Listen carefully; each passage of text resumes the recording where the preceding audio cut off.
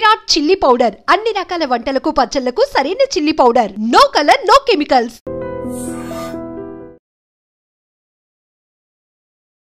యాభై సంవత్సరాల సినీ ప్రయాణం, మీరు ఒక కంఫర్ట్ లైఫ్ని సెట్ చేసి పెట్టుకున్నారు. ఇండస్ట్రీలో మిగతా ఆర్టిస్టులు అందరూ ఇలా ఎందుకు ప్లాన్ చేసుకోకపోతున్నారు? చివరికి వచ్చేలేకే ఒకరి మీద ఆధారపడే పరిస్థితి వచ్చేస్తుంది. షో ఆఫ్ కోసం బతికే వాళ్ళు కొంతమంది.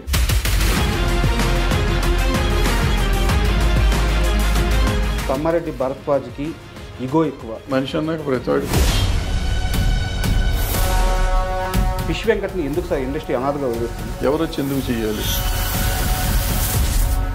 కోటా గారు చనిపోయినప్పుడు చాలామంది వచ్చారు సార్. ఆ ఇండస్ట్రీ ఫిష్ వెంకట్ దగ్గరికి కనీసం పరామర్శ కూడా ఎందుకు రాలేదు? హెల్ప్ చేసిన వాడిని ఇండస్ట్రీ అనుకోకుండా ఫైనల్గా సినిమా వాడిని పట్టించుకోరు. ఈ రోజున ఉండే హీరోల రియల్ క్రేజ్ రియలేనా అంటే ఏం చెప్తారు సార్? ఇక్కడ ఇండస్ట్రీ అంటే ఏంది అనే పరిస్థితి నిజంగా సమాధానం లేదు. అన్ని విషయాల మీద అవగాహన ఉన్న మీరెందుకు కామ్ అయిపోయారు సార్? చేతకాని విషయంలో జైలు పెట్టి మరి ఎవరు సార్ ఇండస్ట్రీ పెద్ద? ఇప్పుడు వాటి గురించి మర్చిపోండి. సో ఆ పెద్ద అనేది లేదు.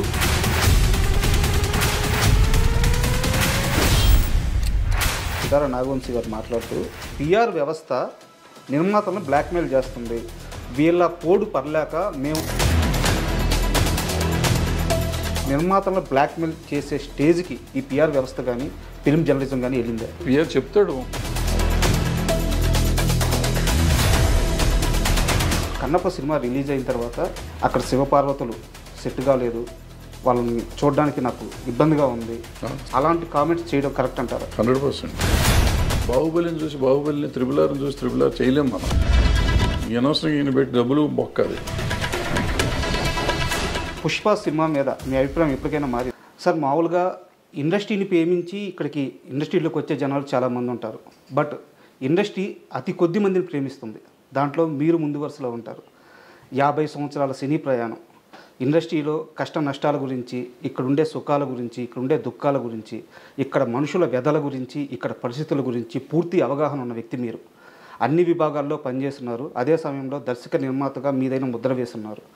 సో ఈరోజు మీతో నేను ఇంటర్వ్యూ చేయడానికి కారణం ఏంటంటే, ఈరోజు ఇండస్ట్రీలో ఉన్న పరిస్థితుల గురించి, మనుషుల యొక్క మనస్తత్వాల గురించి, వాటి గురించి వివరంగా మీ నోటి నుంచి తెలుసుకోవాలని ఇంటర్వ్యూ స్టార్ట్ చేస్తున్నాను సార్. మీరు సహకరిస్తారని కోరుకుంటున్నాను. సహకరించుకేం చేస్తాం? వచ్చి అడుగుతున్నావు కదా, చెప్పాలి తప్పదు. నాకు తెలిసి నేను చెప్తాను, బట్ నువ్వు చెప్పినంత నాలెడ్జ్ నాకేం లేదు సార్. ఏదో ఉన్నాం, 50 ఏళ్ళ నుంచి ఉన్నాం కాబట్టి ఎంతో కొంత తెలిసి చెప్తాను సార్. ముందుగా మీ విషయానికే వస్తే, నాకు తెలిసి అంటే ఇదివరకు ఒక ఇంటర్వ్యూలో కూడా చెప్పున్నారు, మీరు రిటైర్మెంట్ అయిపోయి ఒక ప్రశాంతమైన జీవితాన్ని గడుపుతున్నారు మీరు, అంతేనా? రిటైర్మెంట్ ఏం అవ్వలేదు. రిటైర్మెంట్ అని చెప్పి సినిమా వాళ్ళకి రిటైర్మెంట్ ఏమైనా వచ్చేదాకా పని చేస్తూనే ఉంటాం, ఏదో అవకాశం కోసం ట్రై చేస్తూనే ఉంటాం. అవకాశాలు రావు అంతే. ఒక ఏజ్ వచ్చిన తర్వాత మనిషి ఎంత తాపత్రయపడ్డా అవకాశం రావటం చాలా కష్టం. డబ్బులుంటే ప్రొడ్యూసర్గా కంటిన్యూ చేయొచ్చు, డబ్బులు లేకపోతే అది కూడా చేయలేం. డైరెక్షన్ అనేది ఒక ఏజ్తో చూస్తున్నాం కదా, టాప్ డైరెక్టర్స్ కూడా ఖాళీగానే. సో మనం ఎప్పుడు టాప్ డైరెక్టర్ కాదు కాబట్టి మనం ఎక్స్పెక్ట్ చేయటం కూడా కరెక్ట్ కాదు. యాక్చువల్గా మీరు అవకాశాలు అన్నారు కాబట్టి నాదో క్వశ్చన్ సార్, ఇది లాస్ట్లో అడగదాం అనుకున్నాను, టాపిక్ ముందే వచ్చింది కాబట్టి. ఇది వరకు మా టీఎన్ఆర్ గారి ఇంటర్వ్యూలో మిమ్మల్ని ఒకసారి యాక్టర్గా మీరు ఎందుకు కంటిన్యూ చేయట్లేదు, ఒక సినిమాలో చేశారు కదా అని చెప్పి అడిగారు అనమాట. ఆ సమయంలో మీరు చెప్పిన సమాధానం ఏంటంటే, నాకు అంత ఇంట్రెస్ట్ లేదు, నేను చాలా బిజీగా ఉండి చేసిన రోల్ అది అని చెప్పి అన్నారు. కానీ ఇప్పుడున్న పరిస్థితుల్లో మీలాంటి ఒక ఈ హైట్ కానీ, మీకుండే ఒక ఆరా కానీ, మీ వాయిస్ కానీ, సో తెలుగు సినిమాలో అతి కొద్ది మందికి మాత్రమే ఉంది, చాలామందిని బయట నుంచి తెచ్చుకుంటూ ఉన్నాము. కోటా శ్రీనివాసరావు గారు కూడా చనిపోయే వరకు ఆయన ఈ విషయం మీదే ఫైట్ చేశారు. సో ఇప్పుడు మీరు యాక్టర్గా చేయాలి అనుకుంటే మీకంటే బెటర్ ఆప్షన్ ఎవరు ఉంటారు సార్? దీనికి నేను ఆప్షన్ అనుకుంటే నాకు యాక్టింగ్ రాదు. ఫస్ట్ పాయింట్ సార్, ఎవరు అడగలేదు, అడిగితే చేసేవాడిని, అది వేరే సంగతి. ఎవరిని అడిగినా కానీ ఏదో పోలీస్ ఇన్స్పెక్టరు లేకపోతే కమిషనరు 1 గంట వేషం 1/2 గంట వేషం అడుగుతూ ఉంటారు. సరే, అది నాకు ఇంట్రెస్ట్ ఉంటే చేస్తాను, లేకపోతే లేదు. ప్లస్ ఎవరిని అడిగితే ముందు చెప్తాను నేను కండిషన్, నాకు యాక్టింగ్ రాదు, మీకు ఇష్టమైతే రండి, లేకపోతే రావద్దని చెప్తాను. అందుకని వాళ్ళు రాలేదో వస్తారో తెలియదు. బట్ ఎక్కువగా నేనేరా పోలీసులో ఫుల్ లెంత్ క్యారెక్టర్ చేసి ఆ తర్వాత ఎవరు ఫుల్ లెంత్ క్యారెక్టర్ అడగలేదు ఎవరు అంతవరకు. ఇంతవరకు అడిగుంటే అని ఆలోచించేవాడినా నాకు తెలియదు, ఐడియా లేదు. బట్ నేను ఎవరు అడగల. సార్ మీ డైలీ రొటీన్ ఎలా ఉంటుంది సార్? అంటే డే ఎలా నడుస్తుంది? ఏముంటుందో మామూలు తింటాం తిరగటం అంత పెద్ద పని ఉంటుంది. లేదంటే ఇంటర్వ్యూలు అంటే ఉంటాయి, లేదంటే ఏదన్నా కథలు చెప్తా ఉంటే వింటూ ఉంటాను. వాళ్ళకి చెప్తా ఉంటాను, నేను చేయనయ్యా మా సినిమాలు చేయట్లేదంటే, లేదు సార్ మీ అభిప్రాయాలు చెప్పండి సార్ అంటూ ఉంటారు. సార్ చెప్తూ ఉంటాం. సార్ మీది ముందు నుంచి ఫిల్మ్ బ్యాక్గ్రౌండ్ ఉన్న ఫ్యామిలీ. సో ఇక్కడ అన్ని బాధలు అన్ని ఇబ్బందులు పడ్డారు. సో దర్శకుడిగా కొన్ని హిట్స్ కొట్టారు, కొన్ని పరాజయాలైనవి. నిర్మాతగా కూడా సేమ్ అంతే. బట్ ఇక్కడ ఏంటంటే కార్మికుల కష్టాలు తెలిసిన వ్యక్తిగా చాలా సమస్యలు పరిష్కరించారు. సో ఇక్కడ అన్ని కష్టాలు నష్టాలు అన్నీ చూశారు, అన్నీ దాటొచ్చారు. కాకపోతే ఇప్పుడు మీ ఏజ్ నాకు తెలిసి 77 అనుకుంటున్నాను. సో ఇంత ఏజ్ ఇంత ట్రావెల్ అయిన తర్వాత కూడా మీరు ఒక కంఫర్ట్ లైఫ్ని సెట్ చేసి పెట్టుకున్నారు. ఇండస్ట్రీలో మిగతా ఆర్టిస్టులు అందరూ ఇలా ఎందుకు ప్లాన్ చేసుకోకపోతున్నారు? కెరీర్ చివరికి వచ్చేలేకే ఫైనాన్షియల్గా అంటే వాళ్ళు యాక్టర్స్గా వాళ్ళు పీక్స్లో ఉన్నప్పుడు మంచి రెమ్యూనరేషన్ తీసుకుంటున్నారు, మంచి లైఫ్ని లీడ్ చేస్తున్నారు. చివరికి వచ్చేలేకే ఒకరి మీద ఆధారపడే పరిస్థితి వచ్చేస్తుంది. సో ఎందుకు ఇలా జరుగుతుంది సార్? అంటే నా వరకు నేను వస్తే నేను ఫైనాన్షియల్గా పెద్ద మెస్సే నేను సార్.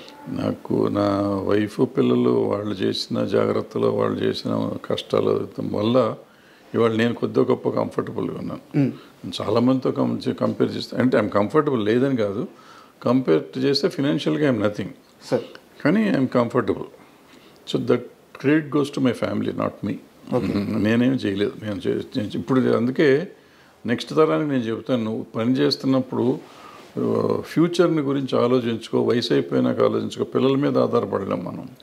సో మన మీద మనం ఉంచుకోవాలంటే మనం జాగ్రత్త పడాలి, అది చాలా ఇంపార్టెంట్. ఇప్పుడు నాలాగా ఎవరో ఉండకూడదు అనేది నా పాయింట్. నాలాగంటే నేను అట్లీస్ట్ మీరు చెప్పినట్టు కొంతలో కొంత కంఫర్టబుల్గా ఉన్నా. చాలామంది ఇబ్బంది పడుతున్న వాళ్ళు ఉన్నారు.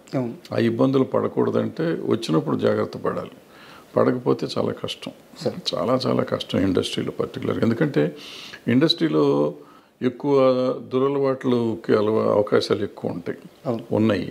సో దురలవాట్లు, డబ్బులు సంపాదించిన చాలామంది పెద్దవాళ్ళు, ఇప్పుడు అనవసరం పేర్లు, వాళ్ళందరికీ రకరకాల అలవాట్లు కానీ రకరకాల విషయాల వల్ల వాళ్ళ ఫ్యామిలీలు ఇబ్బంది పడే పరిస్థితి. విపరీతంగా డబ్బు సంపాదించి విపరీతంగా డబ్బులు ఉన్న వాళ్ళు కూడా వాళ్ళ ఫ్యామిలీస్ ఇవాళ ఇబ్బంది పడుతున్నారు. సో బాగా ఫేమస్ వాళ్ళు కూడా ఇక మామూలు వాళ్ళ సంగతి ఎంత ఉంటుందో చూడండి. తర్వాత కొంతమంది పిల్లలు చదివించినాక పిల్లలు వీళ్ళని చూడకపోవటం లాంటి కొంతమంది ఇబ్బంది పడేవాళ్ళు ఉంటారు. బట్ ఏదైనా మనని గురించి మనం ఆలోచిస్తూ మన పిల్లల గురించి ఆలోచించాలనేది నా పాయింట్. ఓకే, సెల్ఫ్ లవ్ అనేది అవసరం కంపల్సరీగా. ఎందుకంటే ఒక వయసు వచ్చినాక వాళ్ళు వెళ్ళిపోతారు పాపం, వాళ్ళకి మనం సంబంధం చేయాలి కదా, వాళ్ళు చేయలేని పరిస్థితిలో ఉండొచ్చు. వాళ్ళు కూడా వాళ్ళ బతుకు తెరువు చూసుకోగలిగే పరిస్థితి తప్ప మన సపోర్ట్ చేసే పరిస్థితి ఉండకపోవచ్చు. అందుకని వాళ్ళ మీద ఆధారపడతాం కాకుండా మనది మనం చూసుకుంటూ వాళ్ళ కోసం చేస్తే బాగుంటుంది. ఎందుకంటే చూస్తా చాలామంది నాకు డబ్బులుగా అడుక్కునే పరిస్థితి ఉంటాం ఇండస్ట్రీలో. వాళ్ళని చూస్తే నాకు కొంచెం బాధేస్తుంది, కోపం వస్తుంది. ఈ పరిస్థితికి మనం వెళ్తున్నాం అంటే మనం ఏంటి, నా కెపాసిటీ ఏంటి, నేనేంటి అని ఆలోచించుకోవాలి. నాకు ఉన్నదానికంటే ఎక్కువ ఆలోచించుకొని నేను ఎఫర్ట్ చేయగలను. ఇప్పుడు సపోజ్ నేను సైకిల్ ఎఫర్ట్ చేయగలను అనుకోండి, కారు కొనేస్తాను. కారు కొంటే కారు మెయింటెనెన్స్కి, పెట్రోల్కి, ఈఎంఐకి డబ్బులు కావాలి, ఈ అప్పులు చేయాలి. నాకు అవసరం లేదు. ఎవరి కోసం షో చేస్తున్నావు? నీ జీవితం నువ్వు బతకాలంటే నీకు సైకిల్ సరిపోతుంది, లేదా బస్సులో వెళ్ళు, ఆటోలో వెళ్ళు. అది కాకుండా నువ్వు కారు ఎవరి కోసం, ప్రదర్శన కోసం చేసి ఆడు ఈఎంఐ వచ్చి లాక్కి వెళ్ళేది అసహ్యంగా. దానికంటే అసహ్యం మనకేముంటుంది జీవితంలో. సో ఎగ్జాంపుల్ చెప్పా. అట్లా మనం షో ఆఫ్ కోసం బతికేవాళ్ళు కొంతమంది, అవన్నీ మారాలి. మనం మారితే సింపుల్గా ఉంటుంది. సార్ మీరు నాకు వ్యక్తిగతంగా తెలుసు.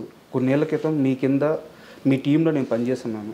సో ఆ లీనియన్స్ తీసుకొని మిమ్మల్ని పరిధి దాటి ఒక క్వశ్చన్ అడుగుతున్నాను. తమ్మారెడ్డి భరద్వాజ్కి కోపం ఎక్కువ, తమ్మారెడ్డి భరద్వాజ్కి ఇగో ఎక్కువ. ఇలాంటి ప్రశ్నలు, ఇలాంటి మాటలు నేను స్వతహాగా వినున్నాను. మీ దాకా వచ్చున్నాయో లేదో నాకు తెలియదు. బట్ ఇదే సమయంలో నేను క్లారిటీ ఇస్తాను. మీ ప్రేమ నాకు తెలుసు, మీరు ఎంత మంచిగా ఉంటారో నాకు తెలుసు. అంటే నేను కెమెరా ముఖంగా ఇంటర్వ్యూకి వచ్చే ముందే చెప్పాలనుకుంటున్నాను. మీరు నాకు చేసిన సహాయం నేను చెప్తాను. నా ఆరోగ్యం చెడిపోయినప్పుడు, మీరు నా బాస్గా ఉన్నప్పుడు నన్ను కాపాడడానికి మీరు చేసిన సహాయం, అంటే లైవ్లో అప్పటికప్పుడు బాలకృష్ణ గారి పిఏకి ఫోన్ చేసి నన్ను బసవతారకం పంపించడం, లేదా అక్కడ కుదరకపోతే నాకు ముందుగానే డబ్బులు ఇప్పించేసి కంపెనీ నుంచి మీరు మొత్తం ఆ బాధ్యత అంతా తీసుకొని నన్ను కాపాడిన విధానం నాకు తెలుసు. బట్ మీరు అదే సమయంలో తిడతారు, అదే సమయంలో ప్రేమగా ఉంటారు. మీ మంచి ఎందుకు బయటికి వెళ్ళలేదు, మీ కోపం మీ ఈగో ఇవి మాత్రం ఎందుకు బయటికి వెళ్ళినాయి? అంటే కోపం ఈగో బయటికి వెళ్ళి అని నేను నమ్మను. అంటే ఉంది, నాకు ఈగో ఉంది, కోపం ఉంది, డెఫినెట్ రెండు. నన్ను ఎక్కువ ప్రేమించేవాళ్ళు మీరే ముందే చెప్పారు, ప్రేమించేవాళ్ళు చాలా ఎక్కువ ఉన్నారని చెప్పి. సో వాళ్ళ ముందు ఈగో ఇది అనుకున్న వాళ్ళు ఇప్పుడు తిట్టాను అనుకోండి. ఫర్ ఎగ్జాంపుల్ నేను మిమ్మల్ని తిట్టుంటాను 1-2 సార్లు, తిట్టిందే మీకు గుర్తుంటే మీ తప్పు, నా తప్పు కాదు కదా, ఏదో తప్పు చేస్తుంటారు తిట్టుంటాను. నేను నా దగ్గర ఇంకో లక్షణం ఉంది, తప్పు అని నేను తిట్టినాక నేను చేసిన తప్పని చెప్తే తర్వాత వెళ్ళి క్షమాపణ చెప్పిన రోజు చాలా ఉన్నాయి. మీరు తప్పు చేశారు అనుకుని మిమ్మల్ని తిట్టుండొచ్చు, బట్ అది నేను చేసింది తప్పు, మీ తప్పు కాదని నాకు అర్థమైన తర్వాత వెళ్ళి నేను చాలామందికి చెప్పాను నా తప్పు అని. సో అది ఉంది, ఇది ఉంది. ఆవేశంలో మనిషి అన్నాక ప్రతివాడికి ఉంటుంది, ఉప్పుగారం తిన్నా కోపములు వస్తూ ఉంటాయి ఉంటుంది. ఈగో అంటారా, ఏదో ఉంటుంది వయసులో ఉన్నది ఈగో. ఇప్పుడు అది ఈగోలు ఏమి ఉండవు. అది ఈగో అంటే ఈగో, అహంకారం అంటే అహంకారం, ఏదంటే అది. బట్ నాకు తెలిసి అంత అహంకారం కానీ అంత ఈగో కానీ నాకు లేవు.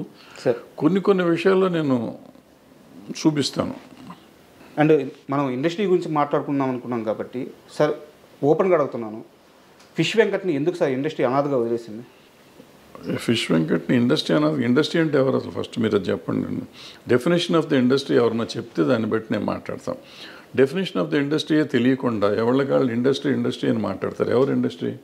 అది కూడా నా క్వశ్చనే సార్. అంటే ఫిలిం ఛాంబర్ ఇండస్ట్రీనా, నిర్మాత మండలి ఆ ఫిలిం ఛాంబరు, లేకుంటే మా అసోసియేషన్ ఇండస్ట్రీనా, ఎవరు సార్ ఇండస్ట్రీ? ఎవరు ఇండస్ట్రీ కాదు, ఫిలిం ఛాంబర్. ఇండస్ట్రీ అంటే అసలు ఏం లేదయ్యా. ఇండస్ట్రీ అంటే ఏ ఇండస్ట్రీ అయినా ఉంది.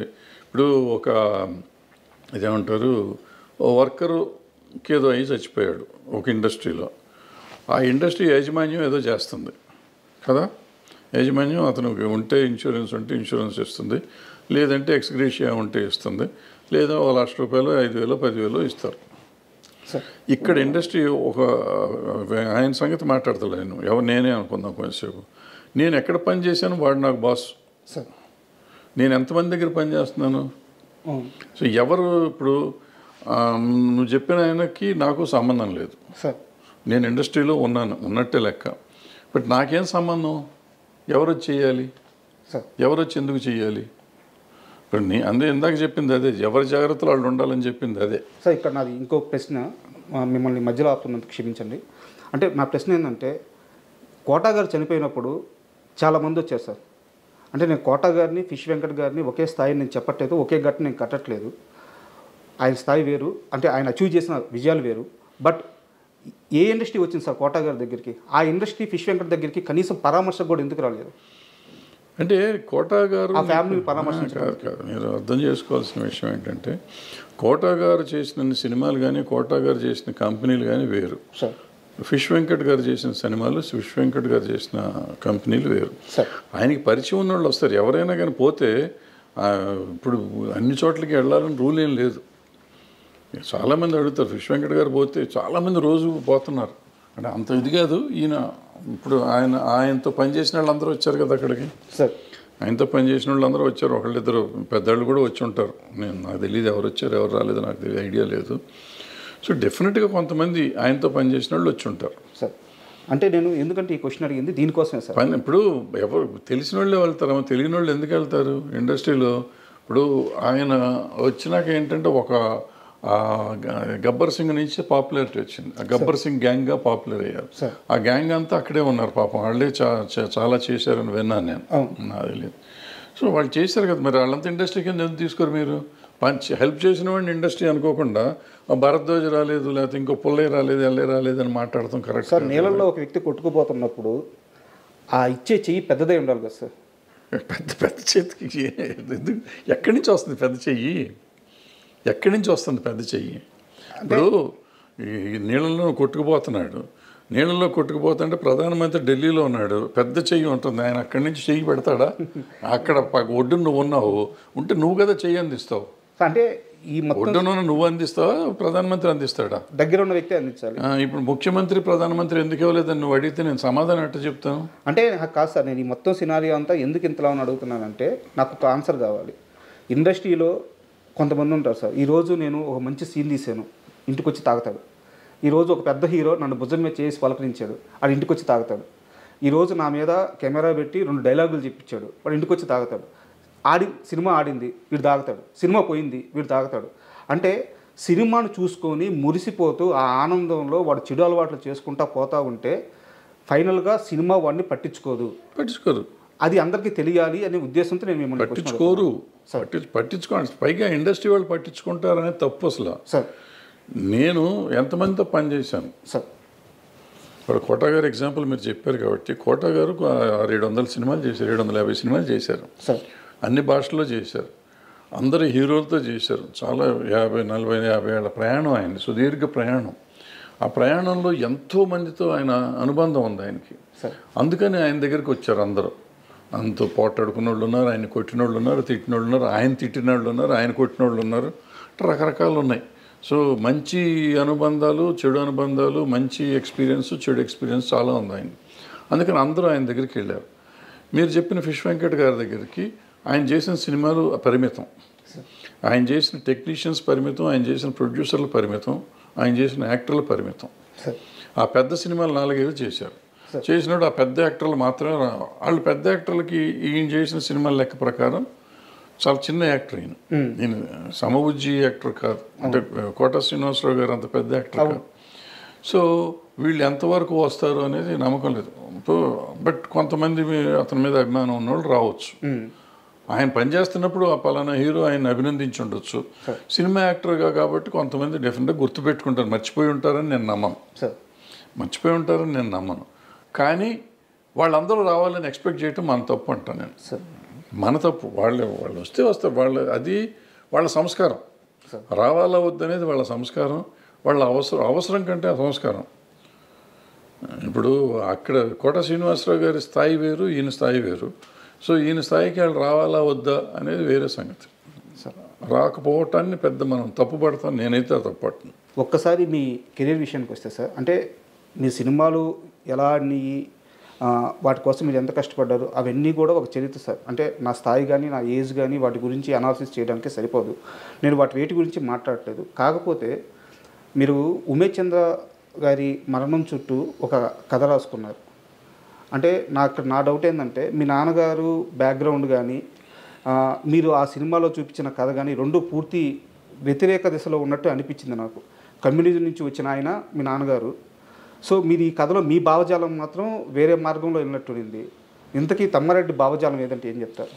నేను సమానత్వమే, మనుషులు బాగుండాలి, అందరూ బాగుండాలి అనుకుంటా నా భావజాలం. అంతకంటే నాకు వేరే సార్ మనిషి అన్న ప్రతివాడు బాగుండాలి, సమాజంలో ఉన్నవాళ్ళు అందరూ బాగుండాలి అనేది నా ఆలోచన. అంతకంటే వేరే ఎక్కువ ఆలోచన లేదు. దాంట్లో నేనేం చెప్పానంటే, ఇప్పుడు పోలీసులు పక్క నుంచి వాళ్ళ డ్యూటీ వాళ్ళు చేస్తున్నారు. నక్సలైట్లు దేశభక్తులే, వాళ్ళు దేశాన్ని బాగు చేద్దామని, ఒక సమాజాన్ని నిర్మిద్దామని వాళ్ళు ఒక తుపాకీ కొట్టడం ద్వారానే న్యాయం వస్తుందని వాళ్ళు అనుకుంటున్నారు. అయితే వాళ్ళు చేసే పొరపాటు వల్ల కొంతమంది సామాన్యులు చచ్చిపోతున్నారు. సామాన్యులు చచ్చిపోయినప్పుడు వాళ్ళు మర్నాడు ఒక స్టేట్మెంట్ పడేస్తారు, ఇది సిద్ధాంతిక పొరపాటు లేకపోతే చారిత్రక సైద్ధాంతికంగా జరిగిన పొరపాటు అని చెప్పి పొరపాటు అని ఒక స్టేట్మెంట్ పడేసి ఊరుకుంటున్నారు. ఎవరిచ్చారు వీళ్ళందరికీ హక్కు చంపుతానికి? ఈవెన్ పోలీసులు కూడా ఇప్పుడు నేను తప్పు చేశాను, క్రైమ్ చేశానండి, మన ఇద్దరం ఇక్కడ కూర్చున్నాం, నేను క్రైమ్ చేసి ఉన్నాను, మీరు ఎందుకో చూస్తానికి వస్తాను లోపలికి వచ్చారు, లేకపోతే ఈ బయట గేటు దగ్గర ఉన్నారు, మా ఇంటి బయట ఉన్నారు కాబట్టి మిమ్మల్ని కూడా తీసుకెళ్ళి లోపలికి వేస్తారు, మిమ్మల్ని పడేసి కొడతా ఉంటారు వాళ్ళు నాతో పాటు. కొట్టి ఎందుకున్నావు నువ్వు అక్కడ అని అడుగుతారు. మీకు సంబంధం లేదు, మీరు ఎవరో తెలియదు, మీరు పొరపాటున మీ క్యారెక్టర్కి ప్రాణం పోవచ్చు. ఎవరు? ఇప్పుడు నిన్న ఒక సినిమా చూశాను నేను, రోతే అని ఏదో మలయాళం సినిమా, ఇద్దరు పోలీసు వాళ్ళ కథ ఎంత అద్భుతంగా ఉంది. నైట్ డ్యూటీ చేసేవాళ్ళ కథ. ఆ పాపం ఆ పిల్లడి మీద వేసేస్తారు మొత్తం అంతా. సో ఇప్పుడు దానికి ఎవరు బాధ్యులు? పోలీలో కూడా అడిగేది ఇదే నేను, ఎవరు బాధ్యులు? Who will take the responsibility of that చచ్చిపోయిన వాళ్ళది? ఇప్పుడు నువ్వు నమ్మావు నక్సలిజం, నమ్మావు దేశానికి మంచి అడుగుతున్నావు, నువ్వు పోలీసుగా నువ్వు దేశాని కోసం పోరాడుతున్నావు. నువ్వు ఇద్దరు ఆలోచన మంచిదే, మధ్యలో సామాన్యుడు ప్రాణం పోతుంది, వీడికి సమాధానం ఎవరు చెప్తారు? సార్ ఇంత మంచి పాయింట్ మీద నిజంగా సినిమా నేను కూడా చూశాను. సింధు తులాని గారి యాక్టింగ్ కానీ సూపర్ ఉంటుంది. సినిమా ఆడలేదు సార్, రాలేదు. ఎంత లాస్ అయ్యారు సార్ సినిమాలో? మొత్తం పోయింది, ప్రతి రూపాయి పెట్టింది, ప్రతి రూపాయి పోయింది. ఎంత పెట్టారు? దగ్గర దగ్గర ₹1,00,00,000 పెట్టాం. ₹1 కూడా రాలేదు. ₹1 రాలేదు. అది శాటిలైట్కి వచ్చిన కొంత వచ్చింది. అప్పుడు అంత మంచి సినిమా తీసినప్పుడు ఇలాంటి రిజల్ట్ చూసినప్పుడు ఏమనిపించేది సార్ మీకు? ఏమవుతుంది, బాధపడితే అంతకంటే ఏం చేస్తాం. అంటే అది నేను ఒక రకంగా క్రౌడ్ ఫండింగ్ ఫ్రెండ్స్ పెట్టారు, తలా 10 లక్షలు వేసుకుని చేసాం ఆ సినిమా. ఓకే. 7-8 మందిని కలిసి తలా 10 లక్షలు వేసుకుని చేసాం. అండ్ ముందు నుంచి మెంటల్గా ప్రిపేర్డ్. మా అల్లుడు అంటా ఉన్నాడు, ఎవరి కోసం తీస్తున్నావు ఈ సినిమా, ఎవరు చూస్తారని. ఆయన అన్నాడు, నాకు నమ్మకం ఉంటుంది ఏదో చూస్తారని. నేను తప్పు, ఆయన రైట్. మీరు ఇదే తప్పు మీ కెరీర్లో ఇంత ముందు కూడా ఒకటి చేసినట్టున్నారు. అన్ని పార్టీలు తర్వాత కూడా చేశాను. కమ్యూనిజం పార్టీలన్నీ ప్రతిఘటన కూడా చేశాను 2014లో మళ్ళీ. సార్ సో తప్పులు చేస్తానే ఉంటాం, తప్పులదే ఉంది. మనిషి అన్నాక తప్పులు చేస్తాడు. ఇదే ఇందాక అన్నారు, మీరు ఏం నమ్ముతారు, నేను నమ్మిందే దాని మీద తీస్తాను. నా నమ్మకం జనానికి నచ్చట్లేదు. అందుకని అండ్ మీ సినిమాలు చూస్తే సార్, మీరు ఎవరికైతే సినిమాలు తీశారో ఆర్టిస్టులు, చిరంజీవి గారు కానీ, శ్రీకాంత్ కానీ, మన సుమన్ గారు కానీ, మిగతా ఆర్టిస్టులు అందరూ, మీరు ఎవరైతే వాళ్ళ కెరీర్ స్టార్టింగ్లో మీ చెయ్యి ఇచ్చి వాళ్ళతో సినిమా తీశారో వాళ్ళందరూ అద్భుతమైన స్థానంలో ఉన్నారు. మీ చెయ్యి మీకు తప్పించి అందరికీ కలిసి వచ్చింది అంటే ఏమంటారు? అసలు తప్పు అంట. ఎందుకంటే నేను సినిమా తీసాను అంతే సార్. దీంట్లో ఏమంటారు, దాంట్లో భగవద్గీతలో చెప్తాడు కదా, నువ్వు చేయాల్సింది చెయ్యి అంతే తప్ప నువ్వు ఆశించి చేయకూడదు అంటాడు. ఏం ఆశించి చేసింది కదా ఫస్ట్ పాయింట్. ప్లస్ నా అవసరానికి చేసింది ఇదంతా. మీరు చిరంజీవి గారు అంటారు, చిరంజీవి గారికి ఆ రోజు నాకు నా రెమ్యునరేషన్గా ఆయన చేశాడు కాబట్టి నేను చేశాను. నాకు ఆ సినిమా చేద్దాం, వేరే పెట్టి ఇంకా పెద్ద హీరోని పెడతానికి నా దగ్గర డబ్బులు లేవు, నా దగ్గర ఉన్న డబ్బులకి నేను చేశాను. సో ఆయన వచ్చి మళ్ళీ మనకేదో చేయాలనుకోవటం తప్పు. భానుచంద్ర అయినా, సుమన్ అయినా, శ్రీకాంత్ అయినా, ఎవరైనా కానీ నా అవసరానికి ఆ రోజు నేను చేశాను తప్ప వాళ్ళని ఉద్ధరిద్దామనో అని ఏమీ లేదు. వాళ్ళకైనా సెంటిమెంట్ ఉందో ఏమన్నా ఉంది మావాడు అనుకుంటే అనుకోవచ్చు, తప్పులేదు. అనుకోకపోయినా తప్పులేదు, ఇబ్బంది లేదు మనకి. అనుకోవాలని కూడా రూల్ లేదు సార్. అండ్ ప్రతిఘటన సినిమా టాపిక్ వచ్చింది కాబట్టి, అంటే ఇది మీకు సంబంధం లేని ప్రశ్న, కానీ మీరు చార్మి గారిని దగ్గర నుంచి చూశారు. ఆమెని అంటే చార్మీలో అందమని కానీ ఆమె బాగుంటుందని స్క్రీన్ మీద చూపించడం కానీ చాలామంది చేస్తే ఆమె యాక్టింగ్ సైడ్ మీరు చూపించారు. సో చార్మి గారు అలా కెరీర్ వెళ్తున్నప్పుడు అకస్మాత్తుగా ఆమె కెరీర్ ఆగిపోయి ఒక నిర్మాతగా టర్న్ తీసుకొని ఈ రోజున ఆమె కష్టపడుతుంది కానీ ఒక సైడ్ నుంచి నిందలు మోయడం కానీ, సో చార్మి గారి కెరీర్ ఇలా అవ్వడానికి మీరు దగ్గర నుంచి చూసిన మనిషి కాబట్టి ఎందువల్ల అయిందంటారు?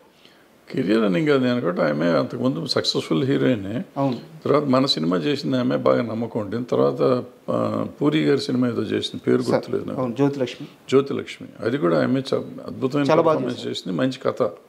2 సినిమాల్లోనే ఆమె ఎక్సలెంట్ పెర్ఫార్మెన్స్ ఇచ్చింది.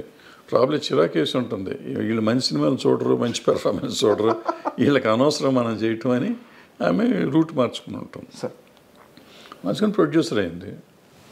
సరిగ్గా ఈ ఇండస్ట్రీలో 100 మంది 100 అంటారు. ఆమె చేసుకుంటానే పోతుంది, పట్టించుకోవట్లేదు కదా. తన కష్టం తను పడుతూనే అంతే కదా, పడిని అయిపోయింది.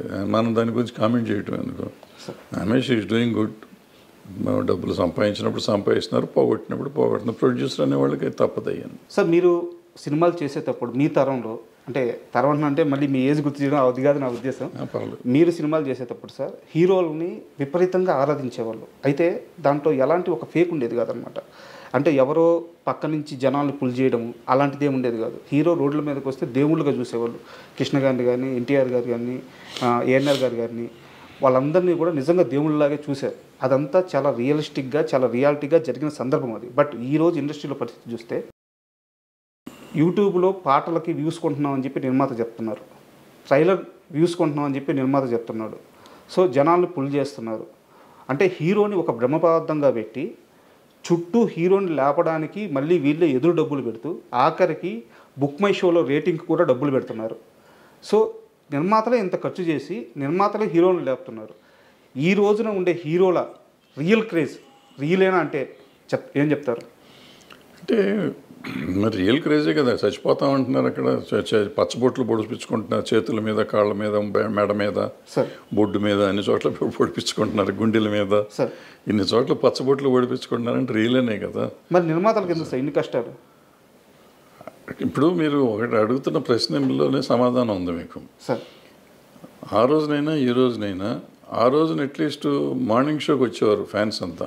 ఈరోజు ఫ్యాన్స్ ఇంత పెద్ద ఫ్యాన్ ఫేర్ ఉన్న సినిమాలు కూడా కొన్ని సినిమాలకి మార్నింగ్ షోనే ఫుల్ అవట్లేదు. అవును, ఇది పెద్ద హీరోలు అని చెప్పబడే వాళ్ళ సినిమాలు కూడా. అంటే మరి దాంట్లోనే అర్థమైపోతుంది. మళ్ళీ అక్కడేమో హయ్యెస్ట్ ఫ్యాన్స్ ఉన్న హీరో అంటారు వాళ్ళు. మరి ఆ హీరో సినిమా మార్నింగ్ షోనే ఫుల్ అవ్వాలిగా. సోషల్ మీడియాలో ఒక్కొక్కరు హ్యాండిల్ చూస్తే కొన్ని మిలియన్స్ సినిమాలు మార్నింగ్ షో ఫుల్ అవ్వట్లేదు. మార్నింగ్ షో ఫుల్ అవ్వట్లేదు. మరి ఆ పరిస్థితి ఏమొస్తుంది ఏం చెప్పలేము. ఇప్పుడు ఏమైపోయింది, సోషల్ మీడియా అయిపోయింది. ఎక్కువ మంది ఈ సోషల్ దాంట్లో పేర్లు పెట్టుకుని వాళ్ళ వ్యూస్, యూట్యూబ్ కోసం వచ్చేవాళ్ళు కొంతమంది, టీవీలో కనపడటం కోసం వచ్చేవాళ్ళు కొంతమంది, వీళ్ళంతా ఫ్యాన్స్ అయిపోయారు. నిజంగా ప్యాషనేట్గా ఆయన కోసం, పలానా హీరో కోసం నేను ప్రాణం ఇస్తాననే వాళ్ళు బయటికి చెప్పేవాళ్ళే కానీ ఇచ్చేవాళ్ళు తక్కువ. 10%, 20% ఉంటారు. గతంలో ఏంటంటే 80% వాళ్ళు ఉండేవారు, 20% పబ్లిసిటీ కోసం వచ్చేవాళ్ళు. పబ్లిసిటీ లేకపోతే దానివల్ల అడ్వాంటేజ్ తీసుకుందాం అనుకునేవాడు. ఇప్పుడు శోభన్ బాబు గారికి, కృష్ణ గారికి, ఈ రోజుకి ఎన్టీ రామారావు గారికి, నాగేశ్వరకి ఈ రోజుకి ఇంకా ఫ్యాన్స్ అట్టాగా ఉన్నారు. వాళ్ళందరికీ 70 ఏళ్ళు 80 ఏళ్ళు వచ్చినా వాళ్ళు ఈ రోజుకి వాళ్ళ డబ్బులు పెట్టుకుని ఫంక్షన్లు చేస్తారు. కృష్ణ గారికి ఏ ఊళ్ళో పెడితే ఆ ఊరిలో విగ్రహం పెడుతున్నారు ఇప్పుడు వాళ్ళ సొంత డబ్బులతో. శోభన్ బాబు గారికి ప్రతి సంవత్సరం ఆయన బర్త్డే రోజు జనవరి 30వ తారీఖు, జూన్ 30వ తారీఖు అనుకుంటప్పుడు వాళ్ళు రెగ్యులర్గా ఏదో ఇది చేస్తూ ఉంటారు, ఫంక్షన్లు చేస్తారు, లక్షలు ఖర్చు పెట్టి. సో మరి ఏం చెప్తాం అంటే వాళ్ళకి అంత అభిమానం ఉంది, ఇప్పుడు కూడా వాళ్ళు చేసుకుంటున్నారు. సో ఇవన్నీ ఏంటంటే అభిమానం. మరి ఇప్పుడు ఉన్నవాళ్ళు మరి మార్నింగ్ షో రావట్లేదు జనం. అంటే వాళ్ళు 300-400 రూపాయలు ఖర్చు పెడతారు. ఇప్పుడు ఉన్న 10 మంది 20 మంది లక్షలు ఖర్చు పెట్టి చేస్తున్నారు సార్. తేడా. అండ్ మీ మీద నాకు ఒక కంప్లైంట్ ఉంది సార్. ఆ కంప్లైంట్ అంటే అది నాది కరెక్టేనా లేదు నువ్వు తప్పుగా అర్థం చేసుకున్నావు రాజా అంటారా? నేను అడుగుతాను, మీరు చెప్పండి దానికి. దాసరి నారాయణరావు గారు సార్ ఇండస్ట్రీకి పెద్ద దిక్కు. ఆయన పరిష్కరించినన్ని సమస్యలు కానీ, ఆయన ఆదరించినటువంటి మనుషులు కానీ, సో అంటే పరిశ్రమలో ఎవరికి ఏ కష్టం వచ్చినా దాసరి గారు ఉన్నారు, ఆయన కాంపౌండ్లో అడుగు పెడితే ఆ సమస్య పరిష్కారం అవుద్ది అని చెప్పి ఒక నమ్మకం ఉండేది. అయితే దాసరి గారి చుట్టూ కొంత వలయం ఉండేది మీలాంటి వాళ్ళు. ఆ సమస్యల్ని ఫస్ట్ విని ఫిల్టర్ చేసి దాసరి గారి దగ్గరికి తీసుకెళ్ళింది మీలాంటి వాళ్ళే, 3-4 ఉన్నారు. సో ఇక్కడ అన్ని వింగ్స్ గురించి మీకు ఒక అవగాహన ఉంది. ఈ రోజున ఇండస్ట్రీలో దాసరి గారి స్థానాన్ని ఎవరు రీప్లేస్ చేయలేరు. అది నేనే కాదు, మీరు కాదు, అందరూ చెప్తున్నమాట. ఎందుకంటే స్టార్స్ ఉన్నారు కానీ చిన్న కార్మికుల కోసం సమయాన్ని వెచ్చించలేరు వాళ్ళు అని చెప్పి ఉన్నారు. నా కంప్లైంట్ ఏంటంటే మీ విషయంలో చిరంజీవి గారితో మీకు క్లోజ్ అసోసియేషన్ ఉంది, బాలకృష్ణ గారితో క్లోజ్ అసోసియేషన్ ఉంది, మోహన్ బాబు గారితో క్లోజ్ అసోసియేషన్ ఉంది. సార్ ఇక్కడ ఇండస్ట్రీ అంటే ఏంది అనే పరిస్థితి నిజంగా సమాధానం లేదు. ఇండస్ట్రీ అంటే ఎవరంటే చెప్పే సమాధానం లేదు. ఈరోజు మీకు అన్నిటి మీద అవగాహన ఉండి వీళ్ళందరితో ఒక పరిచయం ఉండి మీరు ఎందుకు వీళ్ళ ముగ్గురులో ఎవరో ఒకరు పక్కన చేరి మనం చూసుకుందాం, నేను చూసుకుంటాను, మీ స్టార్ పవర్ అండగా ఉంటే నేను ఫీల్డ్ వర్క్లో నేను చూసుకుంటానని చెప్పేసి అన్ని విషయాల మీద అవగాహన ఉన్న మీరెందుకు కామ్ అయిపోయారు సార్? ఇది సర్వీస్ చేయటానికి ఎఫోర్డబిలిటీ ఉండాలి సార్. నేను ఇందాకే చెప్పాను, ఫస్ట్ క్వశ్చన్లోనే చెప్పాను, జీవితం నిజ జీవితం వేరు, ఈ మీరు మాట్లాడుకోవటం వేరు సార్. ఇప్పుడు మీరు నలుగురికి నేను అవైలబుల్గా ఉండాలి, 100 మందికి అవైలబుల్గా ఉండాలి. దాసరి నారాయణరావు గారి ఇంట్లో రోజు ఒక 100-200 కాఫీలు టీలు పెట్టేవారు. ఒక 30-40 మంది భోంచేసేవారు రోజు, 2 పూట్ల. సాయంత్రం టిఫిన్లో ఒక 40-50 మంది తినేవారు. ఆయన నెలకి ఒక 15-20 మందికి నెల జీతం డబ్బులు పంపించేవాడు, సంబంధం లేకపోయినా. అవసరం మీరు ఇందాక అడిగారు కష్టాలు ఉన్నవాళ్ళు అని చెప్పి, అటువంటి వాళ్ళు తెలిసిన వాళ్ళకల్లా డబ్బులు పంపించేవాడు నెల కవర్లు వెళ్ళి. న్యూ ఇయర్ రోజు డబ్బులు ఇచ్చేవాడు, అయ్యప్ప మాలేసినప్పుడు డబ్బులు ఇచ్చేవాడు, ఏదో రకరకాలు చేస్తూ ఉండేవారు. ఇది కాకుండా సమస్యలకి చేస్తూ ఉండేవారు. మళ్ళీ పెళ్ళిళ్ళని పెటాకులని పోయినప్పుడు వచ్చినప్పుడు ఇస్తూ ఉండేవారు. ఇందులో ఏ ఒక్కటి నేను చేయలేము. నేను ఒక్కళ్ళకి రోజు ఇప్పుడు ఫర్ ఎగ్జాంపుల్ మీరు సమస్య ఉండి వచ్చారు, మీకు మంచినీళ్ళు కూడా నేను ఇవ్వలేను. పూర్వకాలంటే మంచినీళ్ళు ఫ్రీగా వచ్చాయి. ఇప్పుడు మంచినీళ్ళు వాటర్ బాటిల్ కొనాలి. వాటర్ బాటిల్ కొంటే 10 రూపాయలు అవుతుంది. మీకు మంచినీళ్ళు ఇస్తే నేను 10 రూపాయలు ఖర్చు పెట్టాలి. సమస్య మీది, ఖర్చు నాది. నేను పెట్టే పరిస్థితిలో లేను, నేను చేయలేను అంత. సో చేతకాని విషయంలో జైలు పెట్టి ఎవరికి న్యాయం చేయలేను. ఫర్ ఎగ్జాంపుల్ మీరు చెప్పిన పలానా హీరోతో అసోసియేట్ అయ్యి చేయమన్నారు. సో నేను దగ్గర రోజు ఆయన ఇంటికి వెళ్ళాలి, అది మా ఇంట్లో ఉంటారు. మా ఇంట్లో ఉంటే ఈ చెప్పిన ఖర్చులు నేను భరించలేను. ఆయన ఇంటికి వెళ్తే ఆయన చిరాకు పడతాడో చూసుకుంటాడో తెలియదు. వాళ్ళ ఇష్టాలు ఉండాలి. వాళ్ళ సైడ్ నుంచి అది ఉండాలి. మన సైడ్ నుంచి మనం వెళ్ళి దాన్ని బలవంతంగా రుద్దకూడదు. ఇప్పుడు దాసనారాయణరావు గారితో కూడా నేను ఇక్కడ దాసనారాయణరావు గారు ఒక స్టేజ్లో నేనే ఇక్కడ ఉండేవాడిని. నారాయణరావు గారు తర్వాత వచ్చారు ఇక్కడికి. సో ముందు నేను నా దగ్గర చేస్తూ ఉన్నవాళ్ళు ఆయన వచ్చిన తర్వాత ఆయన ఆల్రెడీ మాకు చాలా మెడ్రాస్లో చేస్తున్నారు కాబట్టి ఆయన దగ్గరికి నేను ఇద్దరం ఆయన నన్ను పిలిచి ఇక్కడ హైదరాబాద్ విషయాలు నాకు ఎక్కువ తెలుసు కాబట్టి నన్ను అడిగి చేసేవారు. సో అందుకని మీరు అన్నట్టు అందరూ నా దగ్గరికి ముందు నుంచే వచ్చేవారు కాబట్టి మళ్ళీ వస్తూ ఉండేవారు. అన్న సార్కి చెప్పండి అనేవారు. నేను చేయగలిగిన నేనే చేసేవాడిని, ఆయన దగ్గరికి తీసుకెళ్ళేవాడిని కాదు. లేదంటే ఆయనతో అవసరం అయితే ఆయనతో చెప్పించేవాడిని. సో ఇప్పుడు మీరు అడిగిన ప్రశ్నకి సమాధానం, ఇప్పుడు దాసనారాయణ గారు లేరు, ఆ ఖర్చు భరించేవాళ్ళు లేరు, అంత కాంపౌండ్ లేదు ఇక్కడ, ఎక్కడ మన దగ్గర ఇల్లు వాకిలు లేదు, ఈ జరగని పనులు ఇవన్నీ. మరి ఎవరు సార్ ఇండస్ట్రీ పెద్ద? ఇప్పుడు ఇంకా పెద్ద అసలు పెద్ద అనేది ఉద్యోగం కాదు, ఇది ప్రెసిడెంట్ ఆఫ్ ఇండియా లాగా పోస్ట్ కాదు అది. ఆయనకి తెలియకుండా ఇప్పుడు ఒక మనిషి ఒక దాసనారాయణరావు అవ్వలేడు నాకు తెలిసి. ఎవరు? ఒక దాసనారాయణరావు కానీ ఒక ఎన్టీ రామారావు కానీ అసలు ఈ ప్రపంచంలో భూప్రపంచంలో ఇంకోళ్ళు అవరు. ఇంపాసిబుల్ అది. ఎన్టీ రామారావు అన్న కొంతమంది అవ్వగలరేమో కానీ దాసనారాయణరావు ఇట్స్ ఇంపాసిబుల్ ఇక అవటం. ఓకే, అది మనిషి మానవ మాత్రుడి వల్ల కాదు. అది ఒక మనిషి అన్ని పనులు చేయలేడు. ఆయన ఏంటి writer, director, actor, distributor, exhibitor, producer, lyric writer, dialogue writer, story writer, paper editor, politician, MP, తర్వాత మినిస్టరు, ఇది కాకుండా కాపు సంఘం వాళ్ళ గొడవ, అక్కడ నాయకుడు ఏది కాదు. ఈ సినిమా ఇండస్ట్రీలో పంచాయతీలు అసలు ఒక రోజునని 6 షూటింగ్లు 7 షూటింగ్లు జరిగిన రోజులు ఉన్నాయి. ఈ రోజుల్లో కూడా పంచాయతీ చేసేవాడు. మనిషికి ఎట్ట కుదురుతుంది? 6 సినిమాలకి డైలాగులు రాలి. ఒక సంవత్సరంలో ఆయన 12 సినిమాలు 14 సినిమాలు రిలీజ్ అయినాయి. ఓ మనిషి 14 సినిమాలు ఎట్ రిలీజ్ చేయగలడు సంవత్సరంలో? షూటింగ్ ఎన్ని చేయాలి? నెలకు ఒక సినిమా తీసేయగలడా ఎవడన్నా? ఇవాళ తీస్తానికి 3 ఏళ్ళు పడుతుంది ఒక సినిమా తీస్తానికి. కథ రాయడానికే 2 ఏళ్ళు పడుతుంది. 6 నెలలు లేకపోతే కథ రాయమంటున్నారు ఇప్పుడు కొత్త డైరెక్టర్లు అందరూ. ఇప్పుడు ఈ పరిస్థితుల్లో ఆయన ఎట్ట చేసేవాడు ఏంటి? అలాంటి మనిషి అసలు రాడు. ఇవన్నీ ఉండగా పంచాయతీలు చేయటం, ఇప్పుడు నేను చెప్పిన యాక్టివిటీస్ కాకుండా పంచాయతీలు చేయటం, వీళ్ళందరి కథల కష్టాలు వినాలి కదా. వచ్చినాడు ప్రతివాడు కష్టం వినాలి. షూటింగ్ చేస్తాడా? ఇప్పుడు ఆయన పక్కన 4 ఫ్లోర్లో షూటింగ్ జరుగుతుంది. 4 ఫ్లోర్లో షూటింగ్ సంగతి చూడాలా? లేకపోతే నా బోటి వాళ్ళకి డైలాగులు రాసి పెట్టేవాడు అది చూడాలా? లేకపోతే ఈ వచ్చిన పంచాయతీ చూడాలా?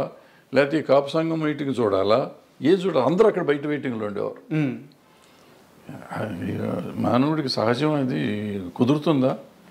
ఇవాళ మీరు చెప్పే ఎవరికన్నా ఏ పెద్దలకన్నా కుదురుతుందా? చేయగలరా? ఇంపాసిబుల్. అది గురించి మర్చిపోండి. సో ఆ పెద్ద అనేది లేదు, పోస్టు లేదు, ఏం లేదు. ఆయనకి ఏదో వచ్చేసింది, జరిగిపోయింది, ఇంకెప్పుడు జరగదు ప్రపంచంలో. అది ఆయన తెచ్చుకుంది కాదు, ఆయన స్వభావం వల్ల స్వభావం వల్ల వచ్చింది ఆయన. ఇప్పుడు నేనే వెళ్ళాను సినిమా ప్రాబ్లం వస్తే, ఆయనకి నాకు పరిచయమే లేదు, వెళ్ళిపోయి ఏదో ఆయన చేసి పెట్టేవాడు. సో అట్లా ఎవరు మళ్ళీ వస్తారని అనుకోవటం దురాశ, జరగదు. సార్ అంటే ఇప్పుడున్న పరిస్థితుల్లో ఫిల్మ్ జర్నలిజం గురించి నాకు ఒక క్వశ్చన్ సార్. అంటే మీరు జర్నలిజాన్ని చూస్తున్నారు, ఫిల్మ్ జర్నలిజాన్ని చూస్తున్నారు, మీడియాతో మీకు అసోసియేషన్ ఉంది, మీరు కూడా వర్క్ చేస్తున్నారు.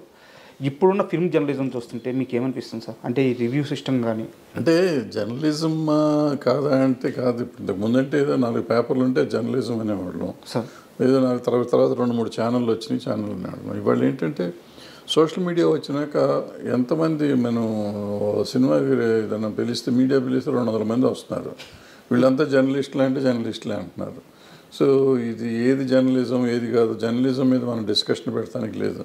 What is journalism, what is reporting అనే డిస్కషన్ వస్తే దానికి ఉండే తేడా దానికి ఉంది, దీనికి ఉండే తేడా ఉంది, వాట్ ఈజ్ రివ్యూ వేరే ఉంది.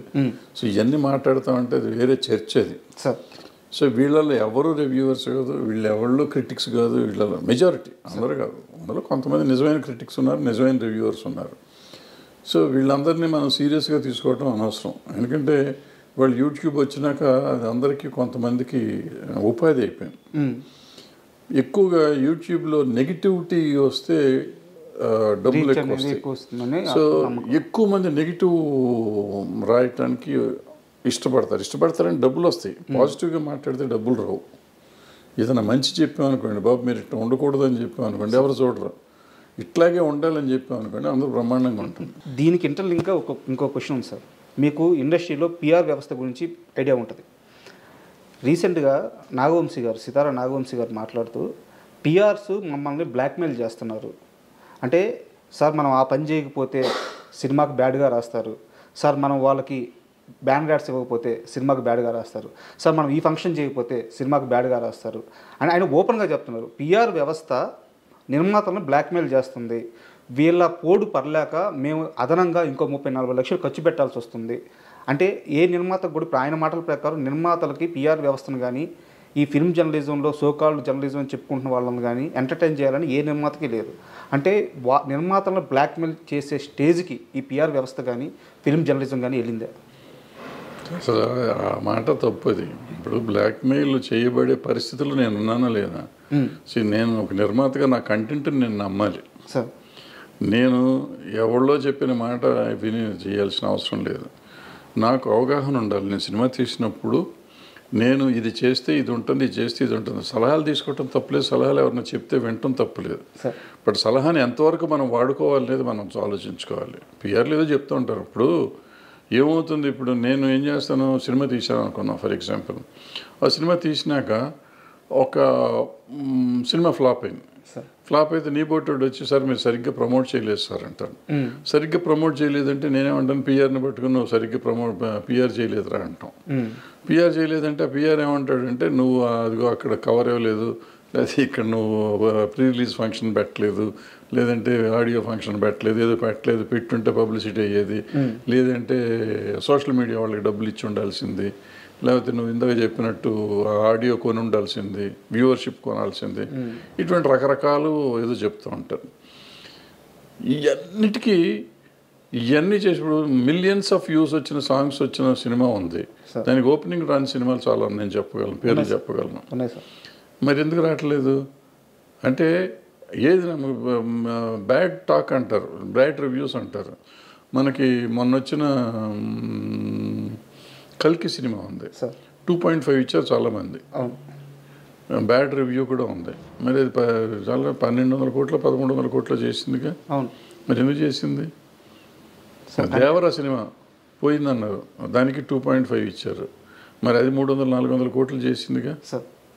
సో ఇవన్నీ రివ్యూల్ని చూసి వస్తారు జనం, రివ్యూలు చూస్తే రారు, లేకపోతే పిఆర్ చెప్తే చేశాడు అనేది.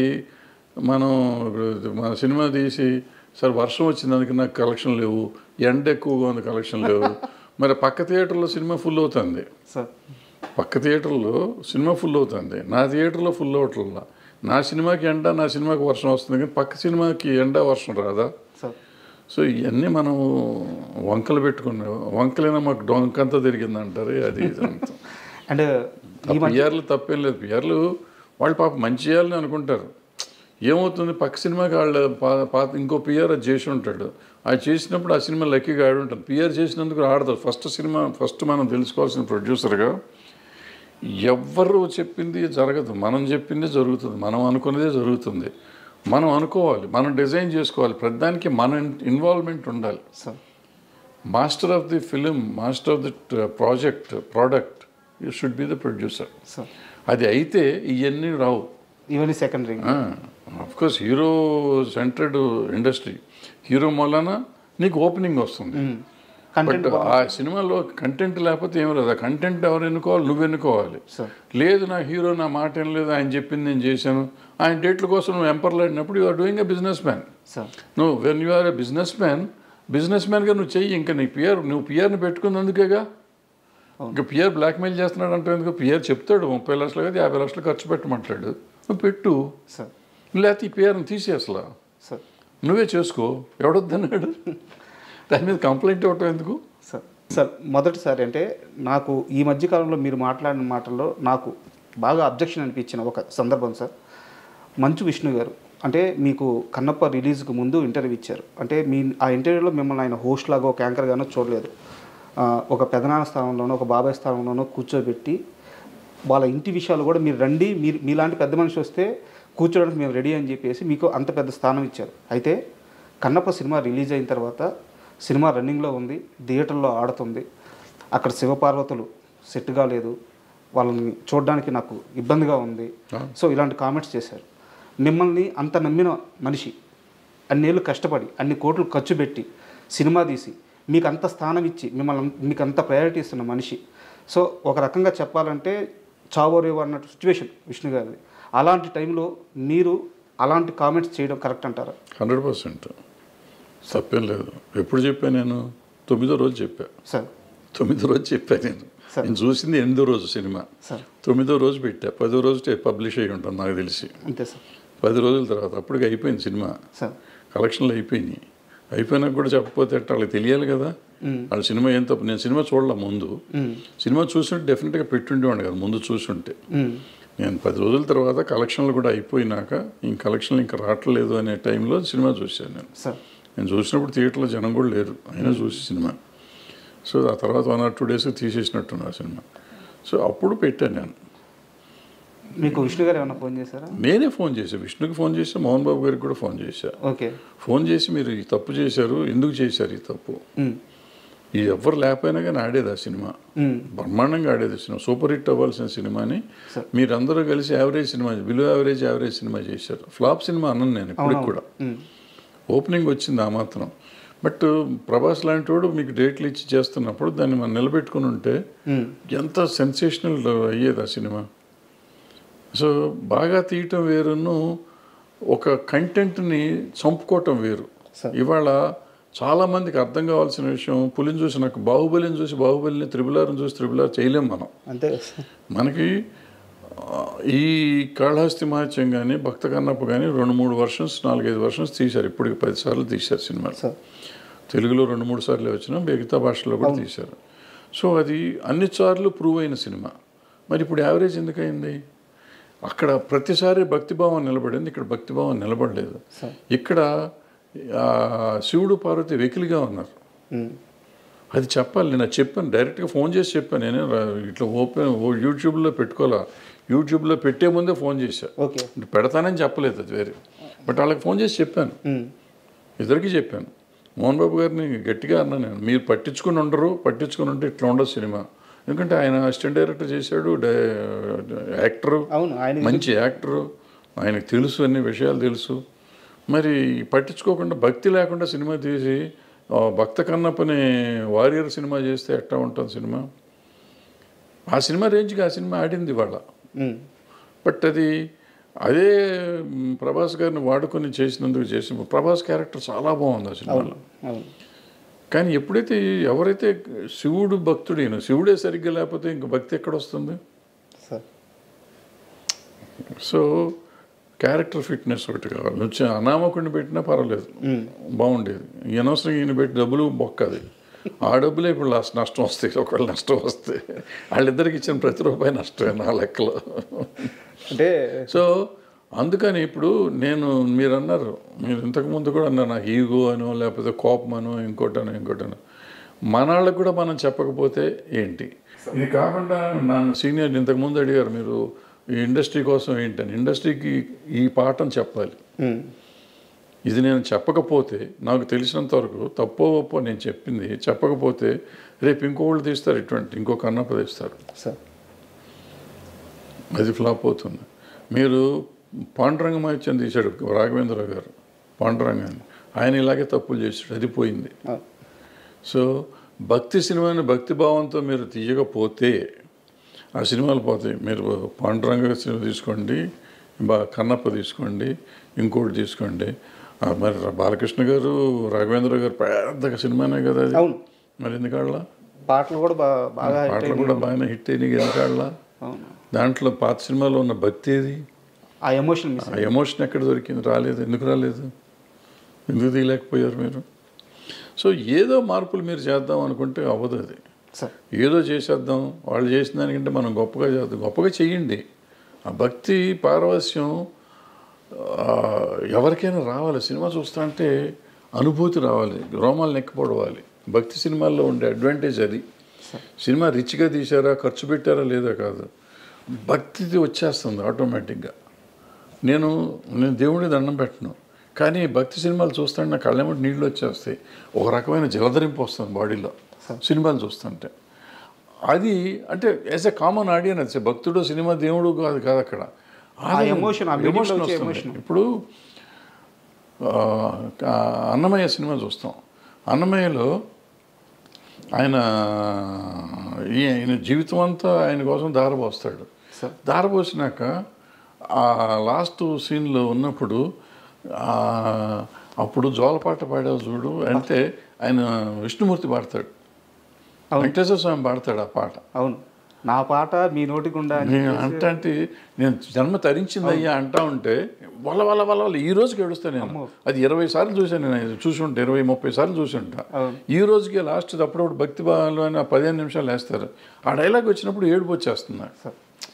అది that is the power of ఇది భక్తి. 1 మంత్ బ్యాక్ రాఘవేంద్రరావు గారిని కలిసాను సార్.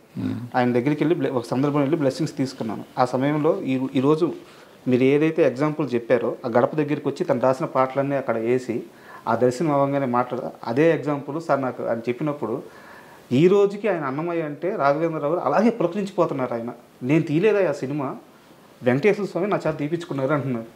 మీరు అంటున్నట్టు అది భక్తి సినిమా. అది అందులో అన్ని 100 తప్పులు ఉన్నాయి. ఆ సినిమాలో లేనన్ని తప్పులు ఆ సినిమానే ఫాలో అయ్యారు. ఈ సినిమా కన్నప్ప కూడా అందులో వెంకటేశ్వర స్వామి వాళ్ళు అందరూ కలిసి అది చేయలేదు ఇది చేయలేదు అన్నప్పుడల్లా వీడు మారిపోతూ ఉంటాడు ఈ భక్తుడు అన్నమయ్య. బట్ అంత చేసింది లాస్ట్ 15 minutes ఆయన చేసిన భక్తి ఉంది ఎక్కడైతే ఉందో పులకించిపోయారు. అది పీక్ తీసుకెళ్ళిపోయారు. సో మిగతాదంతా మర్చిపోతాం మనం సార్. అది that is film making. Pushpa cinema మీద మీ అభిప్రాయం ఎప్పటికైనా మారింది? నాకేం అభిప్రాయపడ్డాను నేను. సినిమా బాగానే ఉందిగా. సినిమా బాగుంది. సినిమా మీరు చూడకముందు స్మగ్లింగ్ ఏదో చెప్పారు నాకు, స్మగ్లర్ అంట, పోలీస్ ఆఫీసర్ ఉండే పూల్లో పాస్ పోస్తాడని చెప్పేసి ఇట్లాంటి కామెంట్స్ విన్నాను. సో నాకు సినిమా చూడబుద్ధి కావట్లేదు అని చెప్పేసి మీరు ఒక స్టేట్మెంట్ అన్నారు. సినిమా చూసిన తర్వాత మీ అభిప్రాయం మారిందా? సినిమా కూడా నేను ముక్కలుగా చూసాను. నాకు సినిమా పెద్దగా అంటే బట్ నాకు సెకండ్ హాఫ్ నచ్చిందని చెప్పాను. తర్వాత వీడియో పెట్టాను, మీరు చూడలేదేమో. సెకండ్ హాఫ్లో ఫ్యామిలీ ఎలిమెంట్ ఏదైతే ఉందో, మిగతా సినిమా అంతా చండాలం నాకు ఇప్పటికీ కూడా. కానీ నా పెద్ద ఇష్యూ మామూలు రెగ్యులర్ కమర్షియల్ సినిమా అదే పెద్ద పట్టింపు కాదు. కానీ వైఫ్ అండ్ హస్బెండ్ ఎలిమెంట్ తీశాడు, అద్భుతంగా తీశాడు. వాళ్ళిద్దరూ ఆ అమ్మాయి ఈయన కోసం, ఈయన అమ్మాయి కోసం పడే పాటలు ఉన్నాయి. పుష్ప రష్మిక కోసం, అర్జున్ రష్మిక కోసం, రష్మిక అర్జున్ కోసం వాళ్ళు మాట్లాడే మాటలు కానీ కమర్షియల్గా బాగున్నా కూడా నిజంగా కూడా ఎమోషనల్గా కూడా ఉన్నాయి. ద సేమ్ టైం ఒక భార్యాభర్తల అనుబంధాన్ని అటువంటి క్యారెక్టర్స్ మీద చూపించడం అనేది చాలా గొప్ప విషయం. ఇప్పుడు ఏదో మామూలుగా మిడిల్ క్లాస్ ఫ్యామిలీలో ఉంటుంది, ఇట్లా డబ్బు ఉండి ఆడ స్మగ్లింగ్ చేసేవాడికి ఒక భార్య మీద అంత ప్రేమ ఉంటుందా? అసలు భార్యను అంత ప్రేమించాలా, ఆ భార్య భర్తను అంత ప్రేమించాలా? అద్భుతంగా ఉంది అది. ఆ ఎలిమెంట్ చాలా బ్రహ్మాండంగా ఉంటుంది ఆ సినిమాలో. సార్ నాది ఇంకో క్వశ్చన్ ఏంటంటే, అంటే ఒక 12-13 ఏళ్ళ నుంచి మీరు నాకు తెలుసు సార్. అంటే నేను మిమ్మల్ని దగ్గరగా చూస్తున్నాను, మీరు ఎక్కడున్నా మీ గురించి నాకు తెలుస్తుంది కాబట్టి నేను మిమ్మల్ని ఫాలో అవుతున్నట్టే. తమ్మారెడ్డి గారికి ప్రతి విషయంలో ఒక అభిప్రాయం చాలా నిక్కచ్చిగా ఉంటుంది, ఆయన ఒక మాట మీద ఉంటారు. బట్ నాకు ఎప్పుడూ కూడా చాలా పెద్ద కన్ఫ్యూజన్ ఏంటంటే మీ విషయంలో, చిరంజీవి గారి విషయం సార్. కెమెరా లేనప్పుడు చిరంజీవి గారి గురించి మీరు ఎంత గొప్పగా చెప్తారంటే, నా బ్రదరయ్యా, నా తమ్ముడయ్యా, అంటే మేము వినున్నాం, మీతో పాటు పనిచేసినప్పుడు మేము వినున్నాం, నా తమ్ముడయ్యా, నేను సినిమాలు తీసాను, నాతో సినిమాలు తీసాడు, నేను ఇచ్చినప్పుడు రెమ్యునరేషన్ తీసుకున్నాడు, మా అనుబంధం ఇట్లాంటిది, నా స్టూడియోలో ఉండేవాడు, ఇంత గొప్పగా చెప్తారు చిరంజీవి గారి గురించి. కెమెరా లేనప్పుడు 4 మనుషులు క్లోజ్డ్ పీపుల్ ఉన్నప్పుడు. అదే కెమెరా పెట్టంగానే చిరంజీవి గారి అభిప్రాయాలని, ఆయన వెళ్ళే మార్గాలని మీరు క్వశ్చన్ చేస్తూ ఉంటారు. ఇది నాకు అర్థం కాదు సార్ అసలు. అంటే మీ చాలాసార్లు అనుకున్నాను. ఆల్రెడీ ఇంతకుముందు సమాధానం చెప్పాను, మోహన్ బాబు గారి విషయంలో సమాధానం మీకు చెప్పాను, సేమ్ సమాధానం ఇది సార్. ఇప్పుడు ఆయనతో కూడా నేను మాట్లాడి చెప్పినవి ఉన్నాయి కొన్ని. ఆ చిరంజీవి గారికి నాకు ఉన్న అనుబంధం అప్పుడు వేరు, ఇప్పుడు వేరు. బట్ నాకు నచ్చినట్టు చెప్తాను, నచ్చని చెప్తాను. నాకు మీరు చెప్పినవి అన్నీ నిజం. ఆ నిజం నాకు ఇంకా అనుబంధం అట్లాగే ఉంది నా మనసులో. ఆయనకి మనం ఇవాళ మన చాలా దూరం అయిపోయాం కాబట్టి, బట్ నాకు అనిపించింది చెప్పాలి. ఇందాక ఎందుకు చెప్పాను మోహన్ బాబు గారికి ఆ సినిమాని గురించి ఎందుకు పెట్టారు మీరు, వాళ్ళ జీవితం నాశనం అయిపోతుంది కదా అన్న. జీవితం నాశనం అవ్వదు, నెక్స్ట్ టైం ఆ తప్పు చేయకూడదు అనేది నా పాయింట్. ఈవెన్ ఈయనకు కూడా అంతే.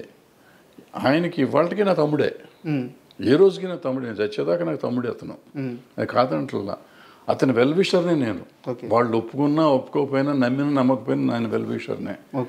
వాళ్ళు బాగుండాలి అంటే ఇలాంటి తప్పులు చేయొద్దని చెప్పడం, నా ఉద్దేశంలో ఉన్న తప్పులు చేయొద్దని చెప్తాను, ఇప్పటికి చెప్తాను నేను అనిపిస్తే.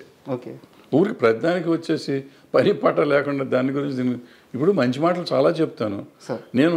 చిరంజీవి గారిని చాలాసార్లు చాలామంది తిడతంటే నేను వచ్చి మాట్లాడి అడ్డం పడ్డ రోజులు చాలా ఉన్నాయి.